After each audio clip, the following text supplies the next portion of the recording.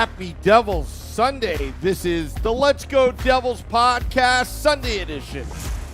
Coming to you live from the Primetime Radio Studios inside the bunker in an undisclosed location in New Jersey.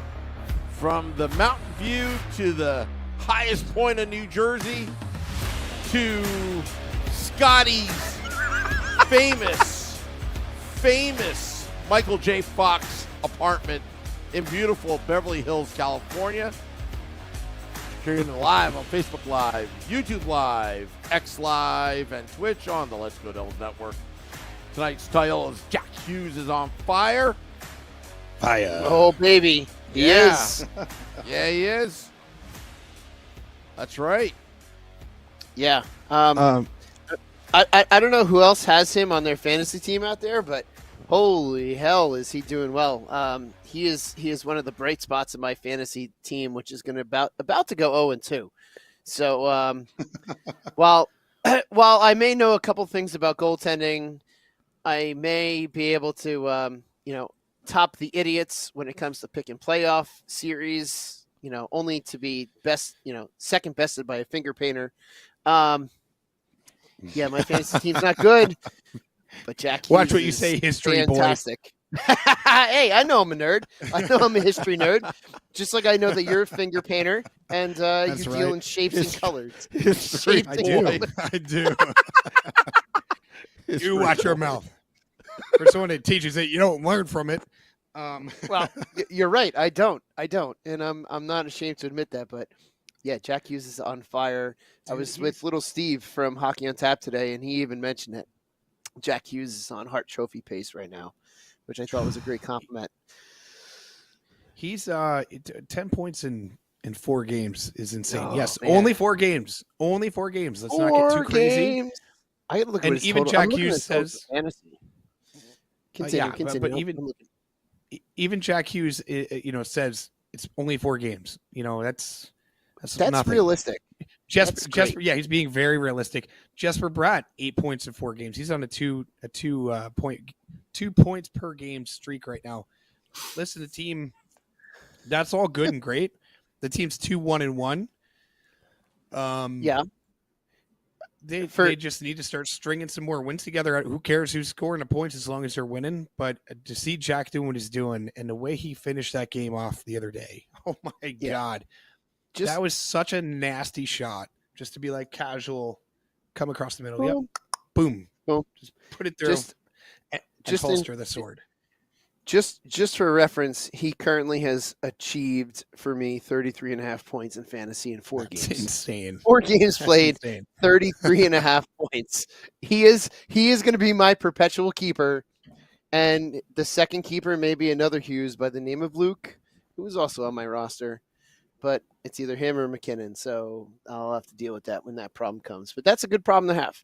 But yeah, Scotty, how are you doing What's out there up? in California? What's going on?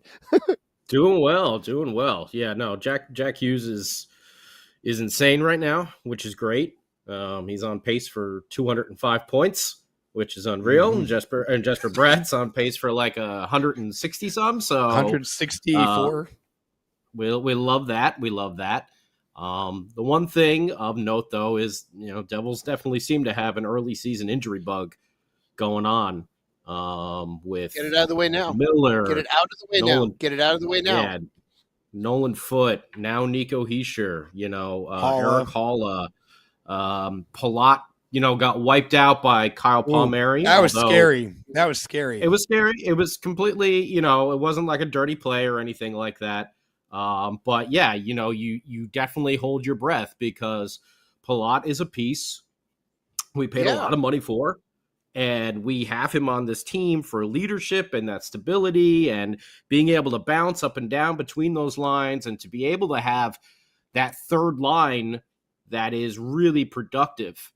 And, the thought of having two-thirds of that third line down that quickly early in the season, is a little nerve-wracking. So, I think that's like the main thing for the Devils right now is just getting through this little injury bug. And you're right, Shorts Guy. Hopefully, just get it out of the way now.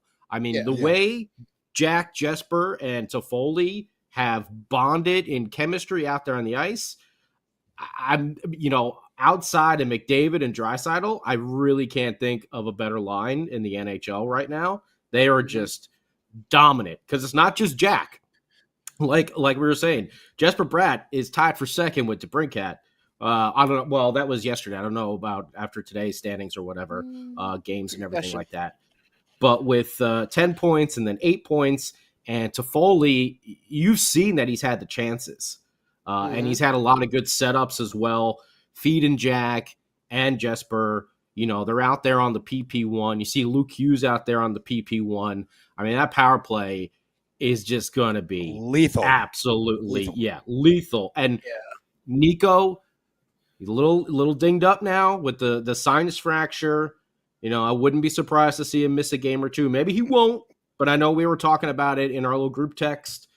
You can see him possibly being a little hard to breathe out there with a sinus fracture. So maybe he misses So maybe he misses a game or two. Like we said, get it out of the way now. Yeah. Hopefully, there is no other recurring ones throughout the season. But I think that's the main thing for this team is just to navigate through these injuries, because we're probably going to see Tice Thompson come up. We've already seen Tierney in the lineup. Nathan Bastian, Curtis Lazar, playing on that fourth line, Mikey McLeod moving up to the third. So you see the depth of this team, and that's what you said, Shorts Guy, in our group text. The depth that we have is, or no, I think that was the king of the football call, Sam Wu, who said the depth is so crucial. I'll take credit for it if it's right, but it's something that the Devils have, and it's gonna come into play this season, every season. And really, besides those injuries, I don't know what you guys think about this, but I'll throw it out there. I mentioned it on Devils After Dark. Brendan Smith. He's like, we have a brand new human mistake machine. That's wait. Am I? So let me just say this, because we talked about it last week. You guys said 10 games. All right, fine. After 10 games, if this is still going on, am I completely out of my mind to think that the good move to do would be move Luke up to 2 with Marino, and then move Ball to 3 and call Nemec up, and just have those two on the bottom pairing over there? That way, because you're going to be playing against some of the third and fourth lines, which are a little bit tougher bruisers to play against. You move Ball down there. You move Jack with Marino, who we know is solid. Who's going to be in position. Luke. Luke. I'm sorry. Luke with Marino. And Luke he's impressed me. He hasn't made, he's only been in 4 games, but you haven't seen a lot of a few, but even that goal the other day where he was trying to get it out of the zone, and Brock Nelson was wide open. Who left him wide open? Brendan Smith. Who went charging over to the boards when he shouldn't have, So I don't know. Am I crazy to be thinking that? No, I don't think you're crazy at all. No, not at all. I will say this: Luke made that mistake and then atoned for that mistake shortly after by scoring a goal on the power play. Yeah, and by the way, the one D pair that you don't touch right now, Dougie and Siegenthaler. Leave those guys alone. Yeah. Let them cook. Dougie should be getting his props too, because he has been lethal at that blast from the blue line, dude. 3 goals already. 3 goals. And listen, the power play carried the team, obviously, against the Islanders. You would like to see the Devils start to generate more chances and create more offense 5-on-5. And when they start doing that, it's going to make the power play even more of a threat, because you're going to start to wear teams down when you're playing them 5-on-5. And by the time you get to a power play, it's going to be like, oh my God, here we go again. Here's another wave of Jack. Here's another wave of this one. Here's another wave of that one. Timo Meier getting called out, and this is something that I think is super important too, getting benched by Ruff. And then if you're listening and reading between the lines, getting called out by his teammates, or at least Jack being like, yeah, if you play like crap, you're going to get benched, like holding him accountable and saying like, this is the guy that we brought in here. there's like a standard for this team. There's a standard for what they're trying to do. And if you can't hold up your end of the deal, then you can go ride the pine for as long as you need to. But if Timo starts playing like he played against the Islanders, and this team really starts to get cooking, and yes, I know, and notoriously we've said it before. You guys said it before on Devils After Dark. He's a late starter. It's been reported by different people out on social media. He's a late starter. First 10 games, it usually takes him a little while to get going, and once he gets going, he'll be fine. But this team they're in a different mindset. Jack is in a different mindset. If you look at him on the ice in the interviews after the game, he's holding everything accountable. Like, even just the way he's talking, I forget who said it. I think might have been Butcher Grass or somebody was saying it. He's just a different player this year. He looks like he's so freaking dialed in, and he looks like he's on a mission. And I was talking to somebody today, and I'll shoot this question to you guys. They asked, like, do you think that's I was actually hanging out with my buddies John and Kevin, and we're playing street hockey in their driveway, and I dangled the hell out of Kevin's son Dylan, who's a Rangers fan. It felt extra good. I was like, I'm like, try and get this boy. It was him and my daughter, and John's son Sammy was in goal. I was like, pow, pow, pow, pow. And then we got winded, and the dads were taking line shifts. Anyways, side story. But it was those two that brought. No, I'm not going to say anything. What were you going to say? You got winded in a driveway? No. Yeah, seriously. Dude, I'm fat and I'm old. What do you want from me? And I clearly am not. We are I'm the sick same. Still. We're the same age. You're way better shape, dude. You run marathons and like triathlons. I sit on a couch. Give me a break. I thought you were like an elite field hockey coach out there, like running, laps and with the team and everything. For sure, but I give I'm an assistant coach, bro. All I do is make sure the kids are getting on the field and off the field. Anyways, point being, they said, like, do you think that Jack having Luke there, do you think that amps him up even more? Like, do you think that's like an added wave of like, all right, I need to do better because my little brother's on the team, and like, I want to just like, I not show him out, but like, I want to do something good. You know what I mean? I don't know about like I have to do better, but I think not better, it pumps him up. Like, it pumps him up. Pumps him up to play. Yeah, I think it gets him like an extra jolt of like, hey, I'm out here and I'm doing all this stuff and I'm becoming like, one of the faces of the NHL. And now I got my little bro here with me, and Coach Ruff was cool enough to put him on PP1, even though we have a beast by the name of Dougie Hamilton who could be on there as well. But it's the chemistry that those two have. I mean, you saw it in that overtime goal. Jack was, he was just waiting when all three Flyers just like, whoa, boy, we better back off. Jack Hughes has the puck. You could see him looking over his shoulder, looking for Luke and Jesper to hop on the ice there on that 3-on-3. And then he was just like, to hell with this. I'm just going to end the game. But I think he has that chemistry, obviously, with Luke, a la, Patty and Peter back in the day, where they're just going to know where each other are on the ice, and they enjoy the game a hell of a lot more when they're playing together. They're bros. Yeah. And maybe one day Quinn will come along as well. Who knows? But for right now, I think it absolutely just, pumps him up more to play. Yeah. I think having Luke there definitely pumps Jack up. He has a chance to play on the same team in the NHL, the best league in the world, with his little brother, which would be fantastic for anyone. And I would not doubt if there's a little bit of, hey, if Luke and I can win the cup before Quinn, come summertime, we get to bring it home and say, hey, Quinn, where's your name on the cup? Why aren't there's no Quinn Hughes there? So a little bit of that brotherly rivalry, I'm sure, is there. It's got to be there in some aspect, whether they'll admit it or not. That they're definitely going to be doing that when Jack and Luke win it before Quinn in the next 3 years. But it's definitely got to be great for Jack to have Luke there. And just kind of backtracking a little bit, we were talking on Friday on Game Day Live about how Timo getting benched and Jack kind of calling him out. Let's not forget, out on San Jose, Timo was the star, and now Timo is just now one of the stars. on the yeah, but team. doesn't that take some pressure away though? You would think it does, but you got to remember he's got to adjust to that. He's been the guy for a very long time, and sometimes players have to adjust from being the guy,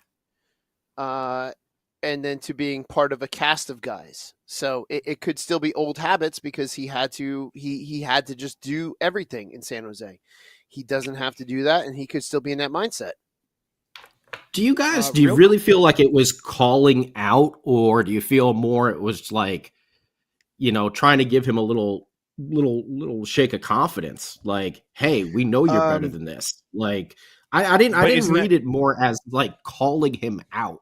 I could see it if it was after like 30 games and he hasn't done jack all, but this was after 4 games, like, I don't know. I feel like, I don't know. I didn't feel like it was calling him out, In my opinion, I feel like it could be a little bit of both. It could be just a confidence check. It could be like, dude, you're not playing to where you can be. And it could, like, listen, and any coach, if you've ever coached at any level, like there's kids or players or anybody that how good they are. And sometimes they're just out there like going through the motions and you're like, what the hell are you doing out there?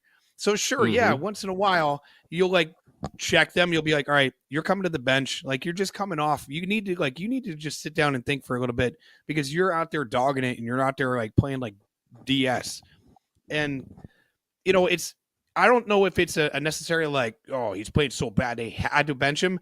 I think it was like you need to see what's going on and take a seat because you're not playing up to your potential. So yeah, it could be a little bit of both. And I just want to point out on first of all, I haven't been tasting the Ann Crew brew. I had a sample of the Ann Crew brew yesterday. It was delicious. I haven't been drinking them all day today. I wish. I can't wait for the day we can have a case of Ann Crew it's moving. sitting right next to me. It's moving. It's moving as I'm talking. Pour it into my mouth. Which one do I want? Pour it right into my face. Pour it right here. No, I can't wait for that. Lindy had an Ann Crew brew on Devils After Dark the other day. Oh, there you go. So Tom, to let you know, I haven't been sampling it. But and then I can't wait Dubs to like this. Or I just want to say Dubs had a great point. Jack has upped all areas of his game. His back checking, takeaway, D zone has been playing great. Aside from offense, top 5 players in the league, leading by example all over the ice, 1,000%. You look at him defensively; he is responsible. Back checking, responsible. That's such an awesome. I 100% agree with that because his game isn't just like he's scoring, he's getting points. He's all over the ice. He's noticeable every time he's out there.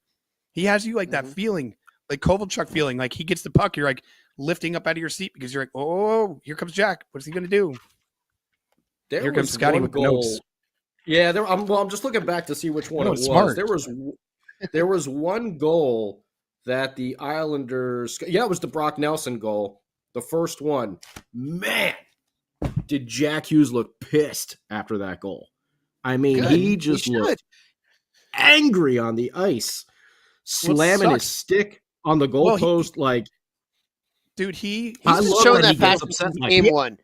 He's been showing that passion since game 1. He had 4 points in that game, and he was still a -2. So that's why he's also pissed off. There's like that part. Well, I mean, this was goal number 1, for the Islanders. I'm just saying, like, he hates to lose. He hates to lose. You can just see that in him. And I think that definitely is rubbed off onto Jesper Bratt. And, I think it's definitely, Toffoli sees the writing on the wall. Kyle Palmieri, oh, poor Palmieri. He was probably sitting there on the other side of the ice just being like, man, I could have, would have, should have, man. I could have, man. Where was this like 3 or 4 years ago? Man. You think after the game he like walked out of the locker room, was like, guys, you guys want to still hang out? You want to go grab a beer or something? They're like, get lost, you loser. Get out of here! Why did I ask for $6 million a year? Why? Stupid. Could have been playing third line minutes and crushing. Yeah, him, Tatar, a couple players that are questioning why did I leave? Oh, look at that. Football golf. Oh, there it is. The king of the football. There it Wait, is. now who sent this? There it is. King of the football. Was this that what Supernova? Supernova made that, Yeah, I and think- like if you made that by hand, that is so incredibly amazing. That's great. Good job, Supernova. How do you That have is talent? absolutely great. Look at the Devil's logo on the little necklace or whatever. I'm looking at it now. I'm zooming on it in the little medallion there. Wow. We got That some is great great. photoshoppers. Impressive. Hey, can Impressive. King Sam have a King Sam have an Ann Crew brew? Can we see that, please? Oh yeah. Oh yeah. Now you're asking for a everyone lot. that's listening. You're Yeah. Selecta made asking a you know lot. we've been calling Lindy Ruff the gambler, because he pulling the goalie with 3 to 4 minutes left to go. There we go. Here we go. Here it Can we comes. get- Got to can we get a resize it a little little tilt? bit. Hey.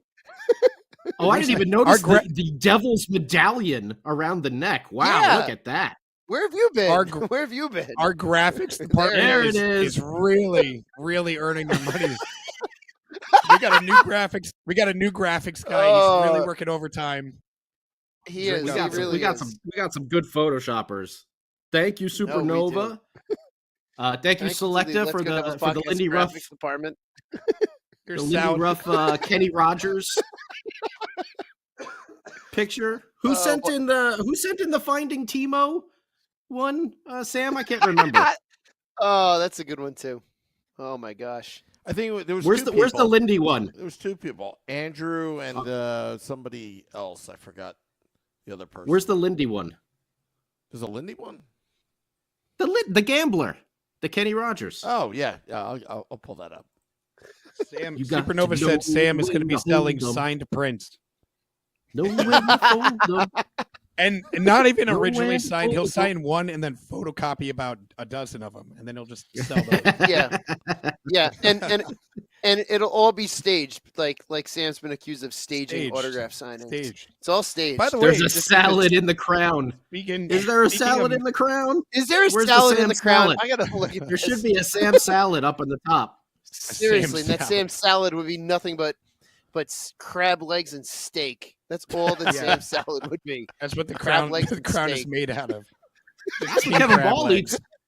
Kevin Ball eats that before every game now. It's his pregame meal, the Sam salad. Hey, whatever's Uh, gonna help Kevin Ball go balls out, I'm all about it. Yeah, bud. I by the way, I gotta give a huge shout out to Boccia Galoop. So I was at the game last Monday, and I was standing in my seat, and I hear, "Yo, Beer Baron!" I look over, there's Boccia Galoop walking over. He's like, how you doing? Nice to meet you. Blah blah. We went and had a beer. We talked. Dude, it's so cool meeting people in person because all we see is like names. He made a Yeah, great point though. absolutely. He's like one of the few people that his avatar is actually him. But I haven't seen his name pop up yet. But when he does, I got to give him a shout out again. But it's so cool. You guys are awesome. Like this wouldn't be possible. I like that Lindy Ruff, There it is. the gambler. You got to know when to fold them or know when to pull your know when goalie to with like hold 3 'em. minutes to go. Know when to fold them. Know when to pull that goalie and go 6 on 5. Oh, you got to sit your Timo when he's not playing up. You never Scotty, count Scotty, your money Scotty, while you're if sitting there's on a the bench. if there's a metal cover of that song, can you please put it on the show this week on Thursday? I'll look for it. I don't. Please, that would be fantastic and perfect timing. Any young bands out there listening? There's one for you. Yeah, the gambler, super metal style. Getting back on yeah, but topic, though. Lindy had an Hey! Ann Crew brew the other night. Nice. Thank you for everyone who's been sending all these in. We love them. Keep them coming. This is great. I love it. I love it. I feel bad for the person that's listening to this in their car tomorrow and not You're watching like, us live. what's We going do this on? live. We do it live. There's a video feed Live, where you live. can see all of us goofy faces doing all this stupid stuff. Like when It's more Sam entertaining puts a that way. picture of himself as a king of football calls. Well, if you got like you can also listen on, just put your phone up in the little, little car holder thing that you got there. Or if you got one of them fancy cars. Woo! All right. Thank you, Nate. Yeah, Nate. Speaking of Jack, Congratulations to congratulations to Capo for his Capo Caco or scoring his 100th point. Hopefully he can go 200 within the next 10 years. Yeah, listen. Oh man. What a weird, Like I don't know if anybody heard. Like anyone thought that was a competition in that draft class. Like holy hell. No, not even. Not Did even anybody hear what happened in Seattle last night? They had like a kind of a power outage. And my brother was No. at the game because they live in Seattle. They had a power outage, and apparently he said something like they had to keep switching the goalies like every 10 minutes back and forth because to give like competitive balance or something like that. Oh, I guess like one in the rink was one side of the rink was other? dim. Yeah, one side of the rink was a little bit dimmer than the other. And I wanted to ask you, Shorts Guy, have you ever played in a rink that was like the lighting sucked, and how much of that actually affects you? Outdoor game, Devils Rangers. Well, outdoor game, yeah. Playing, I grew up playing outdoors, so when you have the sun in your eye, it definitely screws with you. The rink I currently play in, every now and then the light goes out next to one of the goals, and that sucks. So it can affect you because from the light to dark can really screw with your eyes and screw with your vision. So it really can screw with you, especially at that. That's me not playing at NHL speed. NHL speed, it's probably got to be even worse. So But it's also a way for the league to say, well, we switched goalies. Everyone was in that situation for X amount of time. So, it definitely can screw with you as a goalie. And looking at this game too, and because this is another subject that I wanted to bring up and get your opinion about it, like watching that Devils Islanders game, take away the one Brock Nelson goal where he was like wide open and nobody was near him because Brendan Smith decided to take a nap in the corner without a stick. Shocker. Yeah, shocker. Looking at that game, how many of those goals do you think? Because I felt like the first one Akira should have had or could have had. Yep. I felt like there was maybe one or two other ones that he could have had. Looking at the first 4 games of the season, should we be a little concerned about the Devils goaltending situation, or is it just like let it play out and see if anybody can really take that number 1 spot, or like should we be concerned because they're letting up 3 to 4 goals a game? It seems. I wouldn't. I was a little concerned watching Akira in like the first 2 periods, and basically every time the puck was near the net, I was getting a little like, but it seemed like he kind of kicked it into gear a little bit there in the third. He made some really big saves going down, closing the 5-hole. I know he got beat on that one by Horvat trying to get his skate, and also it might have been a little exaggerated because Sorokin made just some that game should have been like 10. Should have been 10 really for Devils. It could have at least 7 or 8. At least 7 or 8 they should have had. I mean, that one where he robbed Jack, where he was right in front, that Toffoli kind of he slid it through the defender's legs, and Jack kind of cradled it, and then he went to the backhand. And, that's good positioning as well on Sorokin. That's that training and having your glove naturally there when you're diving across. He made that big stop on Nathan Bastian as well. It might have been a little exaggerated from the fact that Sorokin made those. Jack right on a doorstep. Yeah, incredible saves. Nico right in front, too, on that one backhand. But I felt like Akira was getting better, although, you were saying, I was definitely nervous every time the Islanders were getting close over there because it just doesn't seem like he's got that poise just yet that he did in the playoffs. And again, game 4. But now I'll let Shorts Guy answer, as the goalie of the crew here, a little bit more in depth on that. Yeah, it's no different than any other positional player out there on the ice. It's going to take the goalies to get a little while to get into the flow of the season as well. And there's I'll even go back a little bit further with Akira Schmid with the game against Arizona. I think that I think it was the last goal he let up. It was low to his blocker side, and he made the right play, but he was just like a half step behind to get there in time. So the goalies have to get up to speed as well as the rest of the players, and we're seeing this whole team seems like it has to get up to speed as well. And it's not like we haven't been denying teams shots on goal either, which is always it's always an issue that I have. When you're allowing, like against the Islanders, for example, 13 shots in the third period, 10 in the second, 8 in the first. Eight is manageable, 10 and 13, you're doing a lot of work over the course of a period. It's about a shot every 2 minutes. Yeah, this whole team is looking like it's starting slow, and they're going to get to it because we've seen what Akira Schmid can do, and we've seen what Vitek Vanacek can do. And it's 4 games in. I've had slow starts in my career in some seasons and finished up very strong. These guys are professionals. They're much better than I am. And I have no doubt that they will also, pick it up as well, just like the rest of the team is going to pick it up. It's going to happen. And goalies, like I said, we're an odd bunch. We're an interesting bunch, and sometimes it takes us a little bit longer to get going. And if the support from the full team in front of you, because let's not forget, the puck's got to get through 5 guys before it gets to you. So there's a bit of a breakdown too. If shots are getting onto you. Sammy, you've joined in. I'm a slow starter. I'm a slow starter as well. I'm a late bloomer. We're talking about hockey. Just ask Mrs. Wu. Yeah, just ask Mrs. Hey, getting a little too personal here. Why would you come in and open a door? You softball pitched that one out to us. You're like, yeah, I know. That was too easy. Yeah, right. Easy.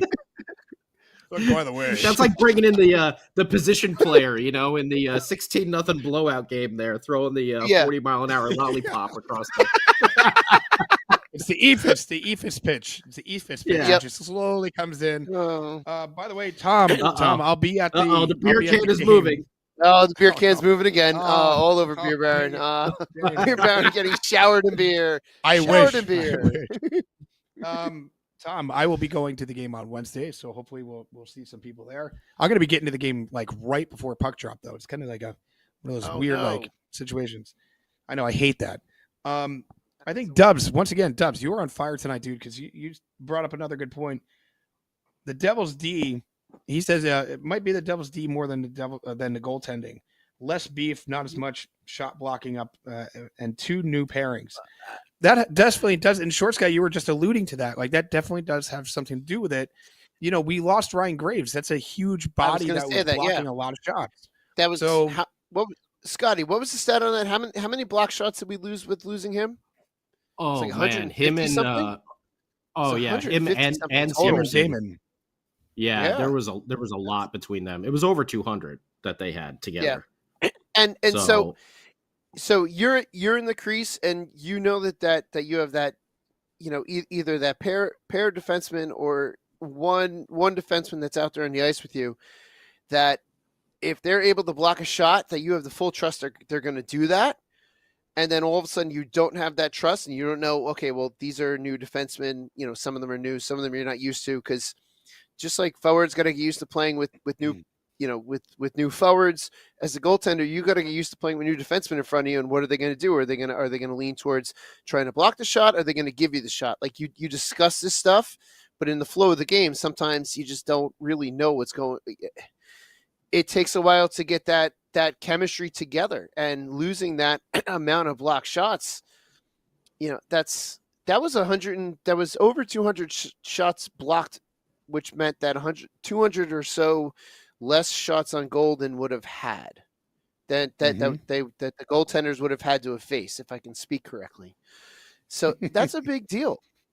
That's a big deal. Like I know personally that with the defensemen that I play with, I know that when they're going to block a shot, or I've played with some of them for 15 years at this point, and I know that they know what I want, and I know what they're going to do. So I know how they're going to play something like a 2-on-1, or if there's going to be a shot from the point, they're going to take it, or they're going to, allow me to have it depending on the situation. And these are all, it's game 4. We keep saying it. It's only game 4. I think that's the big thing we all have to remember. It's only game 4. And this will all eventually come together. We just got to be patient. It's only game 4. We can only say that so much at this point. Yeah, I mean, we talked about it all preseason that Kevin Ball is going to have a big, a big role to fill there, and John Marino as well. I don't think you're going to see a lot of blocking shots from Luke Hughes as much. I don't want Luke Hughes blocking shots. I don't want his ankle, That's not his getting play. crushed. That's not his game. Or his hands. Yeah, same thing with Dougie. Like we're going to have to see, Siegenthaler and Ball and Marino really step up on that They're end. the block. They're shot blockers. If Brendan Smith is still in there, then okay. I mean, I guess he's just somebody shove him in front of the net and just lay on the ground, Brandon. Just block a shot or two. Another point is we're going to have to see Nathan Bastian, Curtis Lazar. We're going to have to see those guys step up. Hey, they played their asses off on Monday, or the Bastion had a big block shot on I can't remember who it was. It might have been Horvat, who was gunning for the Hattie there. It could have been Horvat. That fourth line actually played really, really well. I thought they generated a ton of chances and really were like pushing the play. I also forget, and I think a lot of us are forgetting too. It wasn't just Timo that got benched the other day. It was also John Marino. And a lot of us kind of like give John Marino a pass. And as we should, because John Marino plays his ass off. And I'm kind of curious, like, what led to Marino getting benched? Was it because Timo in that game took two really kind of like bad penalties where, you take a tripping penalty. A lot of people say tripping penalty is the laziest penalty to take in hockey because, it just means you're reaching. You're not really, whatever, blah, blah, blah. But Marino got benched too. And a lot of people kind of just skip over that fact. And maybe it's easier to kind of like come down harder on Timo because, offensive player, like big time guy, big money, should be doing like, should be going out there and putting up points already. But I think both of them, Marino and Timo, came back into this Islander game and really went out there and played pretty damn well. So, you don't want these guys blocking shots, some of them like Luke, but you do need to structure your defense where your goaltenders are going to be aware that they're going to be taking on a hell of a lot more activity than they used to. Yep. Yeah. And then, at that point too, the goalie's got to make sure that if they're going to be facing more shots, the rebound control's got to be much more on point, because the better you can collect your rebounds, the less second and third chances that are going to be. Plus you can freeze the puck, stop the play, and kind of give everyone else a break, including yourself. Sometimes just freezing the puck gives you that moment to collect yourself in net, and just to kind of go on with the rest of the game. But a player like Luke to me reminds me very much like a Scott Niedermayer, a guy that's just a finesse offensive defenseman and is not like Scott Niedermayer blocking a shot. I'm sure he did. I can't remember off the top of my head, but he's not. That wasn't really his role. He was that puck moving defenseman. That's what Luke's going to be. And boy, does he do it! You watch him, especially in the power play. Gosh. He's so smooth, and I don't know if I heard it on the broadcast or, I read all these articles all over the place, and sometimes I feel bad because I can't give credit where credit's due, and I don't mean to do that, but just sometimes overflowing with information everywhere you go. Somebody was talking about, like, you think about the Devils power play when they both have Jack and they have Luke on there. You have two guys that are they enter the zone with so much just fluidity, and they just can get in and out, and they just move around defensemen. So sometimes, like they stack the line, which, by the way, that's a trap, isn't it? But when they stack the line and it's harder for the team to make an entry, you see somebody like Jack and somebody like Luke, and they're like, no, that's okay. I'll make my way through. It's fine. Like, it's just so fun to watch that. They just move with such ease. Their zone entries are elite. Oh, yeah. They're, like, insane. And they're skating. Especially with getting the power play going. Those zone entries, just getting them in there, it's great. And the thing is it's the jumping jack flash effect. As soon as the defense sees him coming up the ice with the puck, they back off. And that's how Toffoli got his goal. Jack drew 3 defenders around him, and Toffoli gets the puck, and he has enough time to do that little toe drag and just like pick his corner, bang, and rip it. And that's what's beautiful. Like, you got somebody like Toffoli who's a sniper. You got some, it makes that power play is so dynamic because Jack will draw people to him. Mm-hmm. Yeah. And I think that's an aspect of Jack's game that I think he's getting more and more used to is he's going to draw, before coming to the Devils when he was, coming up through the ranks, he was always the top player and he came to the NHL and now he was still a top player, but the players were, more on his level. But I think now he's starting to embrace that role. He's going to draw all this attention to him and that's going to leave somebody open, which is what's great about having such a deep team. That he can draw all the attention and there's going to be someone else that can score on the ice with him. And obviously Jack's going to have plenty of goals himself, but that's also going to give Jack a ton of assists. And whether you score the goal or you assist on a goal for is a goal for. I don't care how the hell it goes in, but a goal for is always good. It's always good. So that's going to be another huge thing with Jack. He's just going to create all that attention on him. Someone's going to be open, and this team is so deep. It's so damn deep that's going to be a huge plus to us going forward, especially in the playoffs when it becomes a full 4-line game in the playoffs. And then when you get into those inevitable playoff overtime games to where all of a sudden it's 4 lines and you're just going to have everyone contributing and Jack taking that spotlight and eventually someone sneaks in front of the net to pop it home. Yeah. And we all have seen many times in the playoffs too, teams obviously shortening up their benches. The Devils have a team where they may not have to do that, which would be a great thing, in the playoff run, keeping people fresh, throwing the different dynamics out there on the ice as well with that fourth line. It's just all positive. It's all positive. And again, they're going to get this going. There's a lot of young kids here still, I think we got a little, the world we live in today is very just now, right now, come on. There's not a lot of patience and stuff like that.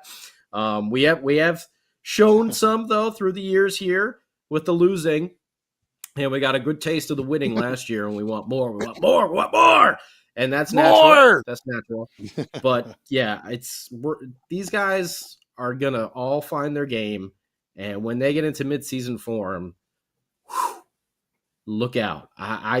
Like I said, I don't know many teams that are going to be able to roll with them. I really don't. Yeah. Once this team comes together, forget it. It's over. And I know there's been a lot of shakeup on all the lines too, right? So like the top lines getting moved around, Jack getting Meyer going up with Jack.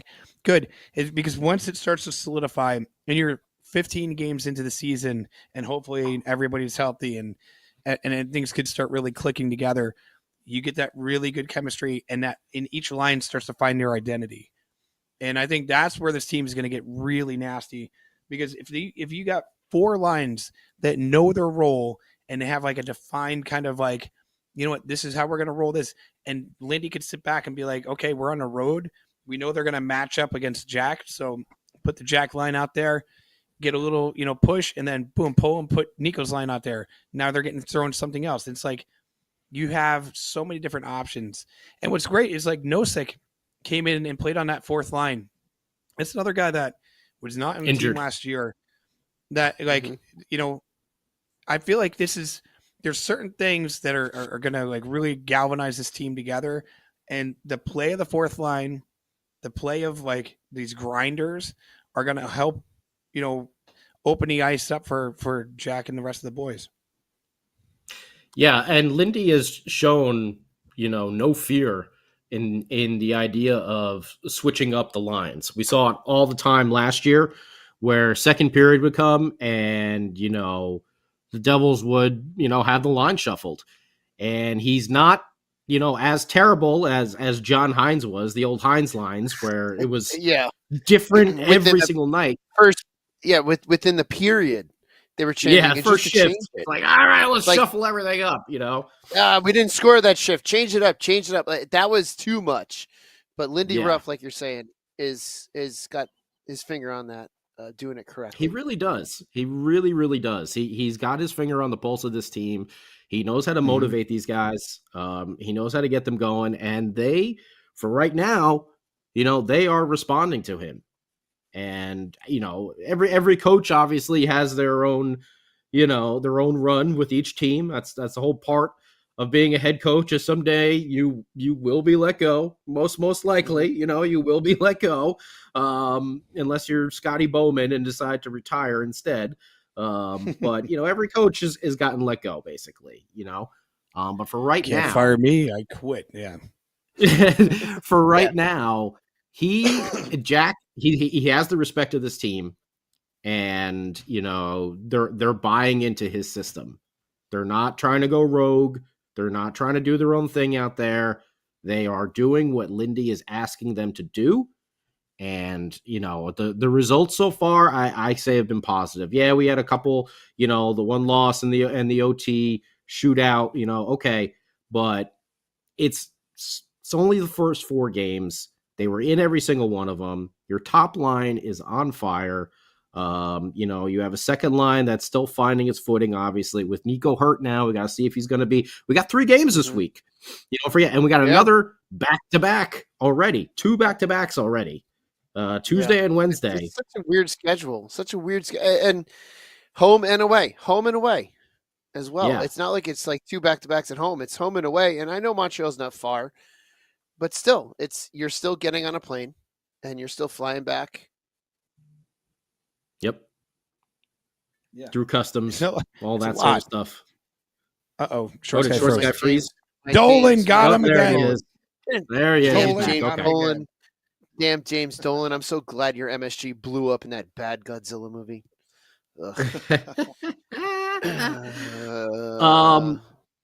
But I know we're coming to the end of the show here, so we should get our final thoughts together about everything that's going on. And just for everyone that is asking, yes, November the 10th at American Whiskey. I can't wait. I cannot wait. Will be flowing through the taps exclusively at American Whiskey. You can't go to any other bars on the little strip over there. You got to go to American Whiskey. You'll see us. You'll see Shorts Guy there before the game doing pregame. You'll see me on the screens doing postgame. Maybe a Sam Wu appearance in it with his crown and Devil's medallion. Seriously. Put your crown on, Sam. You know which one I'm talking about. There it is. No, not that one. The other one. Not that crown. Put your other crown on. I'll be. Put your other crown on. The one right about. He has no idea. He knows. He knows. He's just gonna get a massive headache from it because it basically watch this. It's gonna pop his head. There it is. Why does he look like what's his Dip name arm to from camera. Revenge of the Nerds? He looks like what's his name from Revenge of the Nerds. I can't remember this character's name. How that helmet doesn't crack every time he puts it on and off, I have no idea. That's that 80s plastic. That's that 80s plastic that just lasts forever. That's why it doesn't crack. Dude, this planet will explode one day. Yeah. After the last call, Sam needed a breather. Yeah. Now he's looking like Biggie. He's kind of got that Biggie vibe with that crown on. I thought he was looking like the Burger King. All right, get to the plugs. Well, yes, everyone that's been asking. We were American Whiskey, November the 10th, and Crew Brew. You're going to get to be able to sip on this delicious beer from our good friends at Departed Souls. We got the kegs all set for delivery. We know that they've run out already. I know people have been trying to order. It's been a hot commodity over there at Departed Souls. You can continue to call them up and ask for it. You can ask your local liquor store if they will carry it. Anything like that is always appreciated. We've had a couple liquor stores already give the call in to Departed Souls to have it shipped over there. So we can get it to the local stores, but you can order it from Departed Souls and exclusively at American Whiskey on November the 10th. And Crew Brew will be flowing through the taps. And I'm gonna put a challenge out there, Max. If you're listening or watching or whatever, I challenge you to a chug of Ann Crew Brew Uh-oh. on November 10th. Uh-oh. I challenge Max, you and me, with a chug off. And if we've got to go best of 3 or best of 7, so be it. I'm looking for a ride that night. So there will I'm be ready a to chug chug some cam. Ann Crew Brew. Maybe Give me a we'll have to chug bring count. these bad boys out. Yeah, Okay. The official Let's Go Devils podcast giant beer mug. So maybe I'll have to bring it these on. out. Bring it on. And from bring what it I've out. been told, Let you boys drink out of that. from what I've been told, absolutely. the Ambrou Crew, Ant Crew Brew, Ann rather, Crew Brew. it pairs nicely with the Sam salad. It just, the palate and everything like that, it goes very well together. So That's what I heard. So does a T-bone steak. Because that is how you make Man. surf and turf, right? When you have lobster and crab. I heard it. I heard it also pairs well with a little Roman, Sam. So you're gonna have to do that too. I haven't had that in a long time. Little Roman and the wet bites. Oh yeah. Oh boy. Nothing like a Cluck You trip. Nothing like a Cluck You trip. Mrs. Wu's not going to approve. No. Come on, final thoughts. Let's go. Let's Final go. thoughts. Yes, final thoughts. We're dragging on. All right, so final thoughts. I'll go first. Listen, 4 games in, the team 2-1-1. Areas that they need to improve on, yes, but they have been fun to watch. I can't wait to go there on Wednesday. Once again, huge shout out, Botchagaloop. Thank you so much, man. It was awesome meeting you. Awesome meeting all of you guys out there. I said it before. I'll say it again. I'll say it every single show. This would not be possible if it wasn't for, fans like Steven Angle, Tom, Supernova, Ramona, Peter, all you guys on Selecta, Ted, all you guys on YouTube Live, Facebook Live, Instagram, all everywhere we are at. This has been so much fun because it's just a couple of dudes sitting around, soon to be drinking our own beer at a bar, talking about Devils hockey, and it wouldn't be possible if it wasn't for all you guys. So we respect and love you all. All right. Yeah. I'll say that I'm looking. Oh, go ahead, Scotty. I'll go after you. Okay. Well, yeah, I second everything that Beer Baron just said, and for me, I'm just looking to see how this young team reacts to this away home back to back. And the Canadians have started out pretty good so far. Again, this is a young season, and then you have those crafty veterans.